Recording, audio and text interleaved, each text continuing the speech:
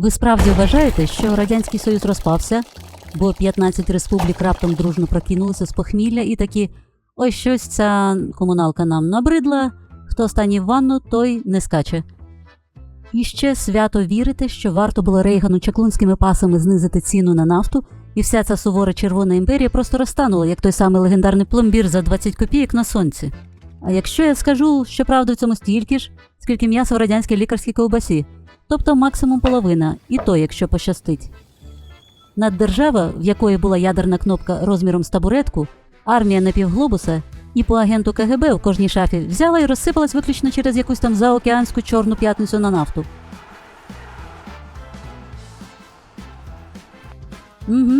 Звучить переконливо. А якщо ми знімемо рожеві окуляри і скажемо, що це лише зручна казочка для шкільних підручників, така собі історична версія відмазки. Я не ламав, воно саме якось в руках розвалилося.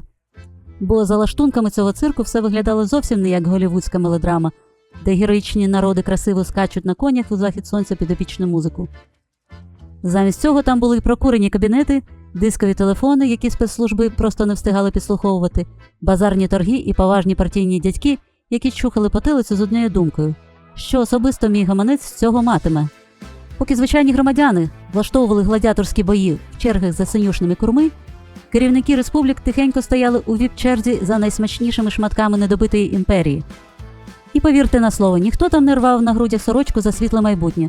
Хлопці просто дуже азартно грали в монополію, де на кону стояли реальні заводи, пароплави і газові труби.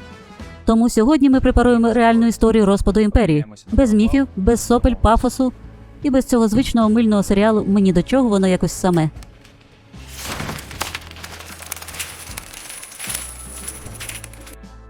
Це історія, після якої ви подивитесь на 91-й рік, нервово сіпнете оком і подумаєте «Ого, як філігранно нас пошили в дурні».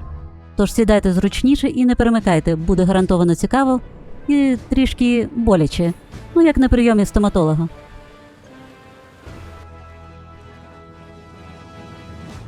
Почнемо з того, що начебто знають усі. Рональд Рейган десь у кулуарах хитро підморгнув саудитам, обвалив ціну на нафту і цим акуратним рухом зніс радянську економіку, як картковий будиночок. Історія проста і зрозуміла і чудово підходить для голлівудських фільмів про шпигунів. Проблема лише в тому, що вона дуже неповна. Так, цифри не брешуть. Ціни на нафту справді полетіли у прірву, впавши з понад $30 за барель у 80-му до жалюгідних 10 у 86-му. Офіційна версія звинувачує у всьому таємну змову Рейгана та саудитів, ніби вони зібралися в бункері і натиснули кнопку «Знищити СССР». Але реальність куди складніша, а тому набагато цікавіше за будь-які конспірологічні теорії. По-перше, 85-86 роки – це період глобальної економічної депресії, коли Захід переживав рецесію, а японське економічне диво раптом почало буксувати. Попит на енергоносії падав цілком природнім чином, бо заводи просто не потребували стільки палива. До того ж, нові родовища в Північному морі та Мексиканській затоці якраз вийшли на повну потужність, банально заливши ринок нафтою по самій вінці. Але є й геополітичний вимір. У першій половині 80-х Саудівська Аравія, як ключовий гравець ОПЕК, намагалася утримати ціни і різко скоротила свій видобуток з 10 до 2 мільйонів барелів на добу. Поки саудити добровільно затягували паски, Радянський Союз радісно збирав вершки з високих цін, вважаючи, що цей атракціон небаченої щедрості триватиме вічно. Проте у 85-му Ер-Ріяду набридло тягнути всіх за вуха і бути єдиним спонсором цього банкету. Саудівська Аравія змінила стратегію і вирішила просто повернути собі частку ринку, знову піднявши видобуток у кілька разів. З'явились так звані «нетбек»-контракти з гігантськими знижками, нафтовий ринок влаштував собі тотальну чорну п'ятницю, і барель стрімко здувся з 32 до $10. Тобто, по суті, не Рейган вплинув на зниження цін. Цьому посприяв сам Радянський Союз, граючи свою партію на ринку нафти. За конспірологічною версією, Рейган просто надав Саудівській Аравії надійний політичний дах. Але тут настав ключовий момент. Гігантський радянський апарат не міг швидко адаптуватися, адже його планова економіка мала гнучкість чавунної батареї. Вся їхня інфраструктура та грандіозні плани будувалися на високих цінах 70-х років, Це було схоже на те, якби ви побудували літню дачу в розрахунку на вічні тропіки і раптом вдарила сувора зима. Та головне в іншому. Нафта була лише симптомом. Справжня хвороба імперії ховалася значно глибше. А ось у гонці озброєнь Рейган дійсно зіграв свою роль, хоча нафта у цій схемі була лише гарніром до основної страви. На сцену вийшла стратегічна оборонна ініціатива, вона ж СОІ, яку в народі охрестили «зоряними війнами». У 1983 році Рейган з серйозним обличчям оголосив програму створення космічного щита від ядерних ракет, чим неабияк спантеличив увесь світ. Більшість західних експертів крутили пальцем біля скроні, вважаючи це дорогою науковою фантастикою на рівні з польотами на мітлі. Але СССР не міг дозволити собі просто посміятися. Бо якщо США таки збудують цю космічну парасольку, вся радянська доктрина ядерного стримування перетвориться на купу нікому не потрібного металобрухту. Потрібно було, аби терміново клепати власний аналог або шукати способи пробити чужий захист, що в обох випадках вимагало бюджетів розміром з невелику галактику. Радянська економіка на той момент і так задихалася, нагадуючи атлета, який намагається бігти марафон з мішком цегли на плечах. Афганська війна роками з апетитом пилососа пожирала людські та фінансові ресурси.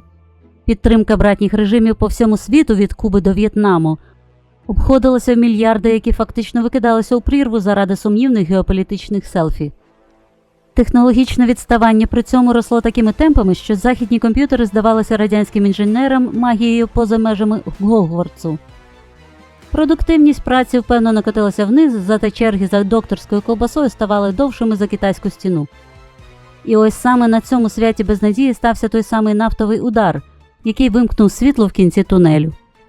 Насправді СССР програв не через ціну на барель, а через те, що намагався грати в кіберпанк, маючи в руках лише рахівниці та ідеологічні гасла. Нафта просто стала контрольним пострілом у систему, яка вже давно перебувала в режимі клінічної смерті. Але це ще далеко не фінал нашої драми, бо далі події починали розвиватися ще за більш абсурдним сценарієм. Коли ми говоримо про розпад СССР, ми зазвичай уявляємо масові протести, народу, що прагнуть незалежності, та Балтію, яка першою виходить під скорботну музику. Насправді ж усе виглядало не так епічно, як у кіно, а скорше болісно, як розлучення, де подружжя ділить навіть старий фікус. Перші кроки до розпаду зробили не республіки-бунтарі, а саме московське керівництво. Виявляється, головні термінатори імперії сиділи не в лісах Литви, а в м'яких кріслах самого Кремля, попиваючи дефіцитний цейлонський чай. І навіть після того, як Литва відновила свою незалежність, СССР міг зберігати свою цілісність десятиліттями. Але на календарі 90-й рік. Прем'єр-міністр Радянського Союзу у розпачі, економіка лежить у руїнах, а дефіцит став головною релігією. Інфляція в цей час розганялася ніби «Жигулі» з Евересту. Заощадження населення фактично знецінилося через дефіцит товарів і так званий грошовий навіс. Коли рублів у людей було багато, а купити на них можна було хіба що пил з полиць. У кишені громадян накопичилося стільки папірців, що ними можна було обклеїти п'ятирічку, але в магазинах пропонували лише капусту та запах розчарування. У 91-му році була проведена Павлівська грошова реформа, під час якої уряд здійснив пряму адміністративну конфіскацію заощаджень. Це був такий собі державний фокус, спритність рук і жодного шахрайства, після якого ваші заначки на Волгу перетворилися на фантики від цукерок. Уряд прийняв рішення вилучити з обігу 50 та 100 рублеві купюри, що назавжди підірвало довіру людей до держави. Ви все життя працювали на заводі, відкладали кожну копійку, а раптом вам кажуть, що ваші гроші більше нічого не коштують. Ваші статки в одну мить набули цінності хіба що для колекціонерів макулатури та дуже оптимістичних мрійників.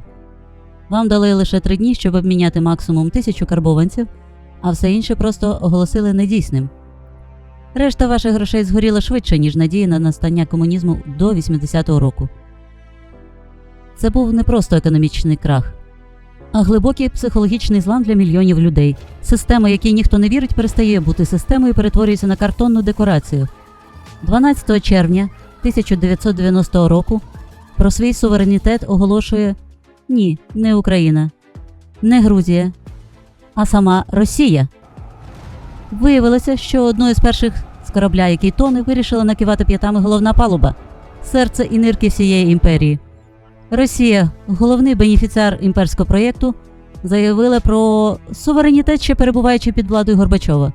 Це виглядало так, ніби один із співвласників квартири раптом вирішив приватизувати собі вітальню, телевізор і холодильник, люб'язно залишивши всім іншим сусідам почесний обов'язок гасити рахунки за спільний прогнилий коридор. Росія різко скинула маску старшого брата і кинулася рятувати власну шкуру, привласнюючи ресурси, які по праву належали кожній з інших республік. Додатковим бонусом розпаду Союзу стала можливість Росії нарешті виставити колишнім республікам рахунки за енергоносії за світовими цінами. Більше ніякого братнього дешевого газу для Києва чи Ташкента. Ласкаво просимо в жорсткий капіталізм, де замість вітального кошика вам вручають прайс-лист у доларах. Це був потужний економічний удар, який фактично переклав усю вартість переходу до ринку з плечей Москви на плечі вчорашніх братів. Вийшло дуже зручно.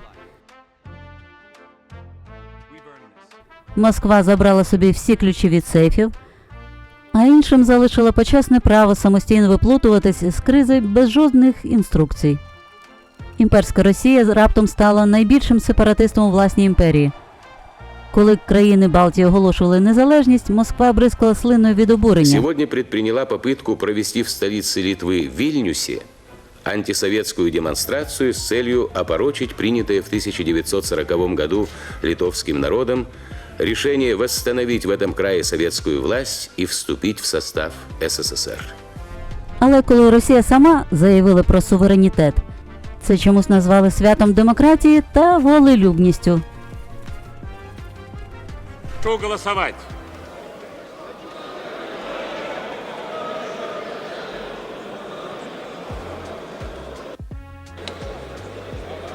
Решение принято.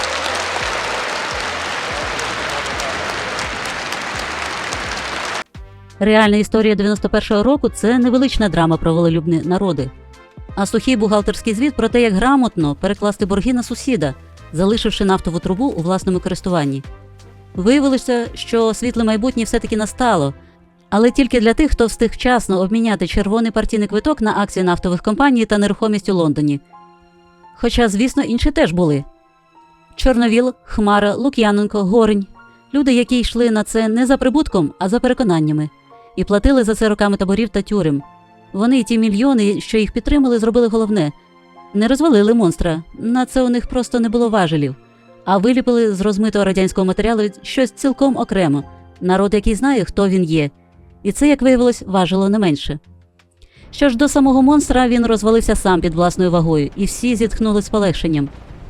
Але полегшення виявилось з присмаком. Ціна питання була величезна, і ми досі її виплачуємо. Бо імперія впала та не розсипалася. Сьогодні ми бачимо, як Росія відчайдушно намагається здути пил зі старих імперських карт і знову склеїти СРСР за допомогою танків та пропаганди. Це виглядає так, ніби токсичний колишній намагається вибити двері вашої квартири з букетом кропиви та кувалдою, щиро вірячи, що це і є повернення до сімейних цінностей. Проте іронія долі у тому, що нинішні спроби приєднати нові території – це не про багатство, а про гігантський фінансовий пилосос. Замість нафтових родовищ та індустріальних гігантів Москва отримує зруйновані міста, які потребують трильйонних вливань, що перетворює російський бюджет на діряве відро, яке намагаються наповнити під час посухи. Росія намагається відновити імперію за лекалами минулого століття, ігноруючи той факт, що світ змінився, а її власні ресурси майже вичерпані.